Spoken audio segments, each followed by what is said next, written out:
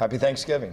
Wanted to thank you guys for coming every Monday, and I appreciate everything that you guys do for us. And it's an exciting time, no question about it, but I just wanted to wish you guys a happy Thanksgiving. That last game, how do you guys send us off on a high note? Well, I'm hoping that we can play 4 quarters really hard. I hope we can stay together, stay the course, make some improvements, and compete against a very, very good football team, in my opinion. I love their defense. I think up front they're excellent. They've got great defensive ends. They stop the run. If you evaluate the teams that they've played, if you look at even Penn State, I think they had 67, 87 yards total rushing against that defense. And they're and offensively, they want to be a team that wants to run the football. And they've got a great, outstanding back, in my opinion, and they've got enough playmakers on the perimeter to create explosions. So they're wired right. He's done a great job over these last 5-6 years. I think we played him at Boston College whenever he first started at Buffalo, and he's really brought that program along quite well. In your couple wins this year, there's always been a reason for the team to get some extra energy. Obviously, the opener, the rivalry with Toledo, and senior night. So with this being the last game for the seniors, do you think maybe this is an opportunity for the team to kind of reach that next level again like they have? Yeah, and we challenged our football team today. We said, listen, put all your exterior motives on the shelf. This is all about our team and our seniors, and we want to go out and let our seniors go out with a bang and play really hard and play for them. And of course, that would be a great deal if we can go out and play really hard and be selfless for our seniors. That would be great. And what are you going to kind of remember with this senior class, obviously being the first class here? Yeah, I'll never forget about them. There's some guys in that locker room that have done a great job of trying to move our culture from where it was to where we want it to be. There's some guys in that locker room that there's no question in my mind will be friends for life. And I can promise you, if those guys pick up the phone and they ever need anything, our staff and myself will be right there for them. So we're going to look back once we get this thing wired the way that it needs to be wired, and we'll look back and we'll go, those are some of the best people that helped us move the direction we wanted to move. Obviously, this hasn't gone the way that you would have liked at the end of the season, but morale-wise, what are you seeing day in, day out?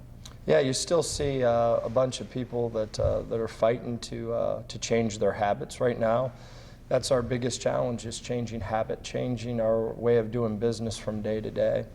There's some guys in our locker room that there's no question in my mind are heading down that right path, and there's some that aren't.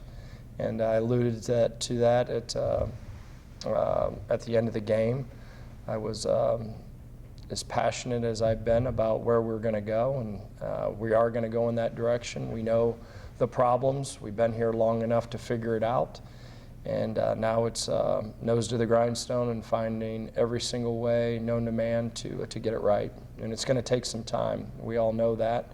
It's not going to happen overnight, but we're gonna attack this thing like no other. We have attacked it like no other. It's just that you have, from being here for so long, you got more information than what you need to start really hammering out how we're going to fix it.